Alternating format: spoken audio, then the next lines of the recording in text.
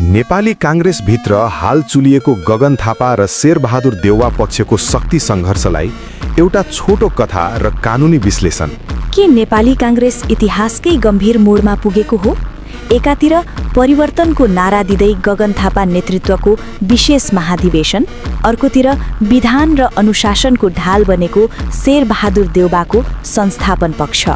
54% प्रतिनिधिहरूको हस्ताक्षर लिएर गगन थापाले विशेष महाधिवेशनबाट नयाँ नेतृत्वको घोषणा त गरे, तर देउवा पक्षले यसलाई अवैध भन्दै गगन र विश्वप्रकाशलाई 5 वर्षका लागि निष्कासनै गरिदियो। अबको लडाईँ सडकमा होइन, निर्वाचन आयोग र अदालतमा हुनेछ। गगन पक्ष भन्छ बहुमत प्रतिनिधि हाम्रो साथमा छन्, त्यसैले हामी नै आधिकारिक हौं। तर देउवा पक्षको दाबी छ पार्टीको विधान अनुसार केन्द्रीय कार्य समितिको निर्णय बिना डाकिएको महाधिवेशनको कुनै कानुनी हैसियत हुँदैन। राजनीतिक दल सम्बन्धी ऐन अनुसार अब निर्वाचन आयोगले बहुमत सदस्यको शनाखत गर्नेछ। यदि आयोगबाट समाधान निस्किएन भने यो मुद्दा सर्वोच्च अदालत पुग्ने निश्चित छ। के काङ्ग्रेस सग्लो रहला त कि चुनावको मुखमा रुख चिन्हकै लागि लडाईँ परिरहनेछ? गगन विश्व टिम विशेष महाधिवेशनबाट नयाँ कार्य समिति निर्वाचित भएकोले आफूहरू आधिकारिक।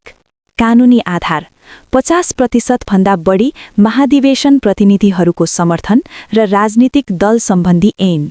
देउवा टिम विधान विपरीत गरिएको महाधिवेशन अवैध र अनुशासनहीन कदम। कानुनी आधार पार्टीको विधान जसमा आधिकारिक बैठक डाक्ने अधिकार सभापति र केन्द्रीय समितिलाई मात्र छ। समाधान कसरी होला? 1. निर्वाचन आयोग। आयोगले दुवै पक्षको दावी सुन्नेछ। दलको विधान र सदस्य संख्या, केन्द्रीय समिति र महाधिवेशन प्रतिनिधिको आधारमा जसको पक्षमा 40% वा बहुमत देखिन्छ उसैलाई आधिकारिकता दिन सक्छ। 2. अदालत। यदि आयोगको निर्णयमा चित्त बुझेन भने यो मुद्दा सर्वोच्च अदालत जानेछ, जहाँ विधानको अन्तिम व्याख्या हुनेछ। 3. राजनीतिक सहमति।